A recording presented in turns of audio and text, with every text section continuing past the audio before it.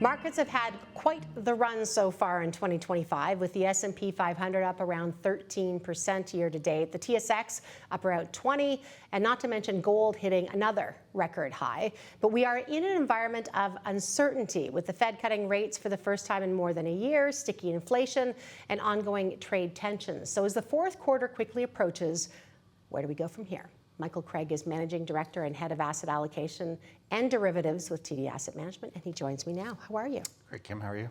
I am well. So what do you think when you look at these markets right now? We're bullish. Yeah, we're bullish. I mean, the rate of change has been a bit quicker than usual in the last year, but if you look over like a 5-year basis, markets are up, low single digits.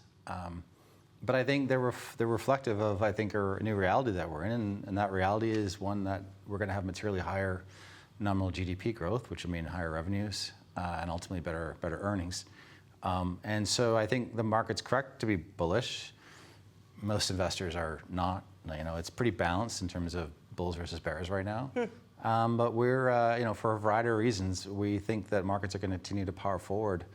At least over the medium term, without, you always might get a pullback here and there, but we kind of see a pretty sanguine environment to earn a return right now.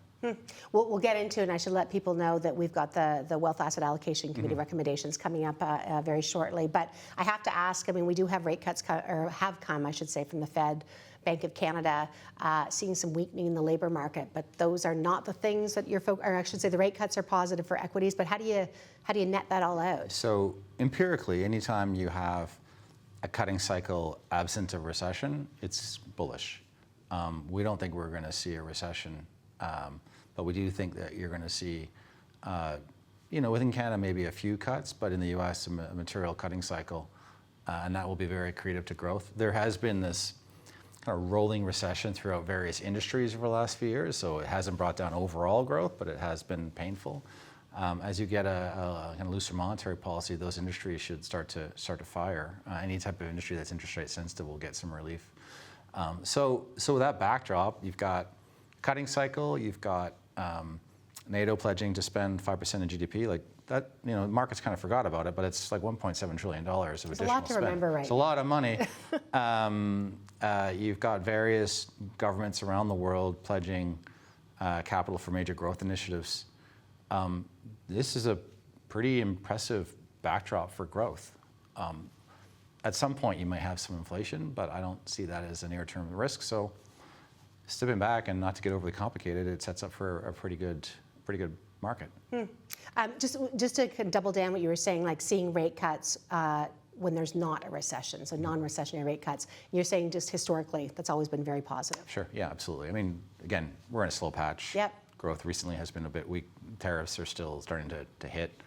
But I would expect that we would expect to see some reacceleration, particularly with all the announcements about spending and with the precautionary. And policy is probably too tight in the US right now, so that's going to release, again, pent-up demand for risk assets.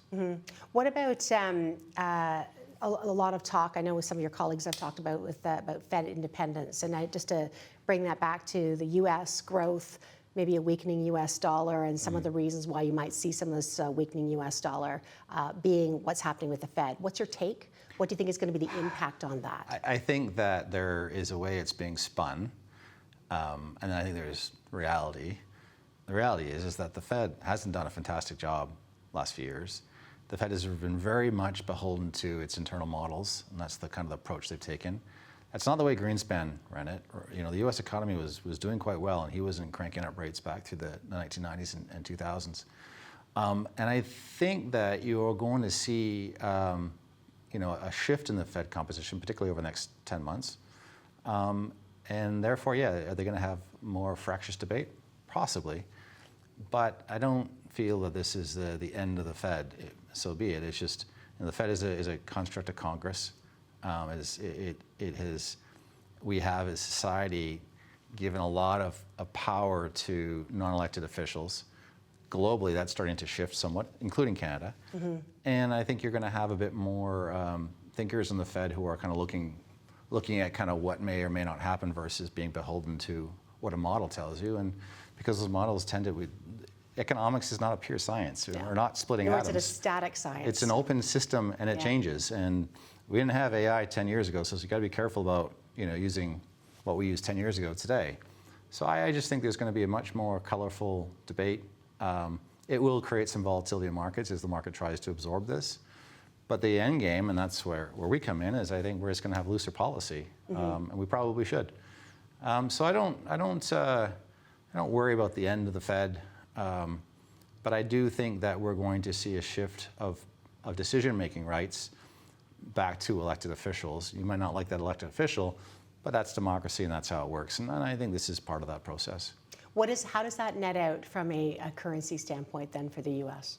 Well, certainly to get the rebalancing that the U.S. is looking to achieve, and really that rebalancing is to move away from a consumer-driven economy to a production-based economy. A weaker currency would be very accretive to getting that to happen.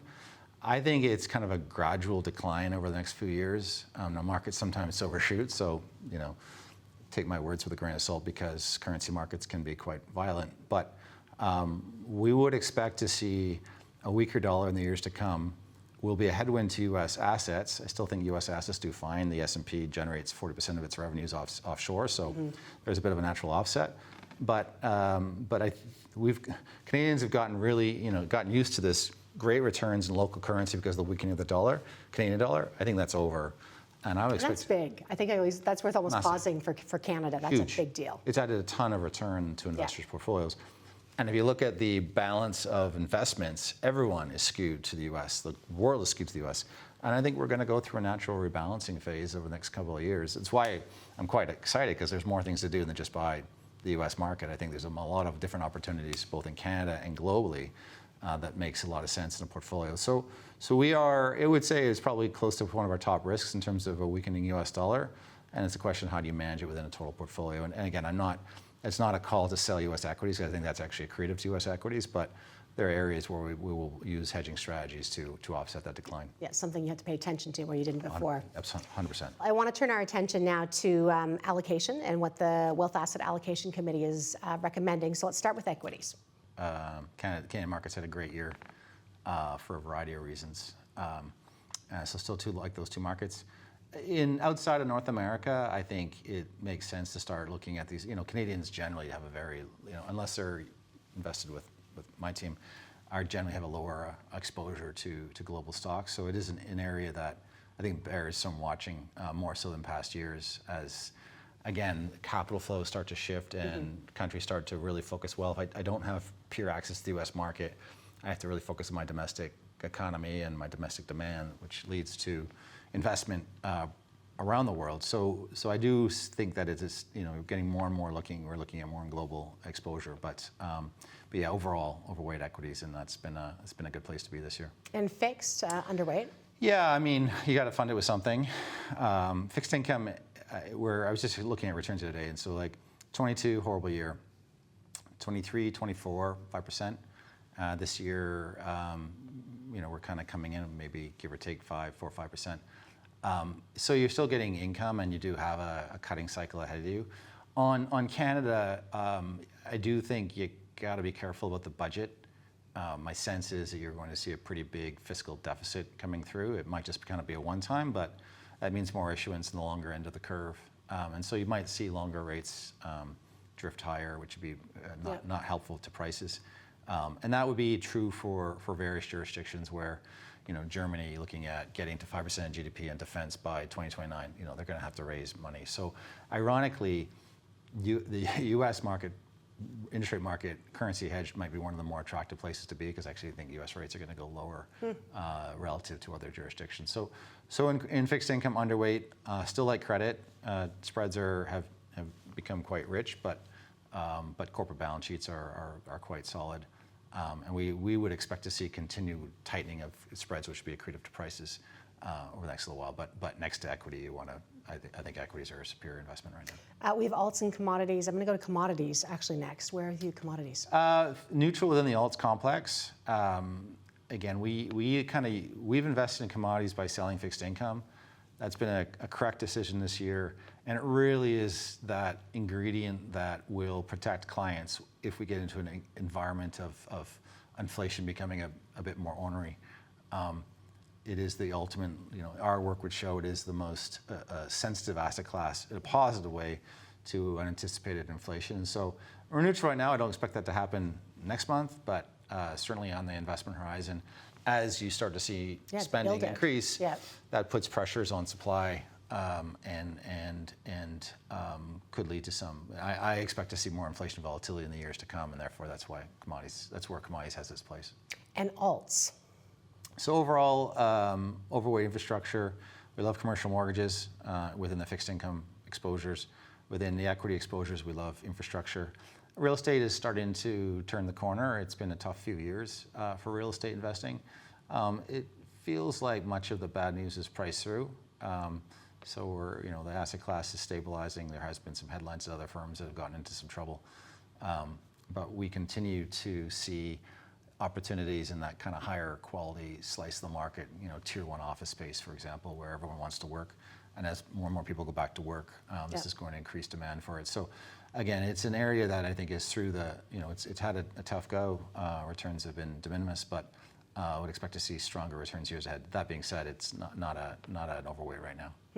I always like asking you this question because I don't know what you're going to say, but what have we not talked about that we should? Like what's on your mind or what's on your radar? So we talked about the budget in Canada. That's a big one. I think that, I guess one thing would be, there's a lot of noise right now, and I worry sometimes that people's view of reality of the world is shaping their investment decisions, and you kind of have to separate them. Can you give me an example of that? What's happened in the U.S. It's all going down. I want to sell all my U.S. equities. Well, that's not. The U.S. is always the U.S. goes through periods where it's quite fractious and divisive, and that is happening, and so be it. But you got to look at the companies there, which actually are doing phenomenal. Yeah. And I just think that as investors, you have to be very clinical, yeah, and not get too worked up in the headlines of the day. And I'm not saying the headlines of the day aren't upsetting. But we are living in a fantastic time. We're all living longer. Life is good, broadly speaking. Poverty rates are at all-time lows. But we always focus on the negatives, and there are negatives. And I just think that sometimes that leads people to be underinvested or pull back, or I'm going to put it off for another day. And you get these periods where you're shrinking your working years because you're going to be able to retire sooner if you're able to participate in these types of markets. And so one thing I would just say, and I get the question a lot, where I get these pushbacks, and I struggle a little bit because we look at it our way, which isn't the right way for everyone, and it's right. That's right. People are watching the news and they're seeing what's happening, and they're afraid. I just think we get overloaded with information sometimes, and I like to keep it simple. And I think that's one area where we haven't talked about, is just trying to be invested and working towards that goal of building your nest egg.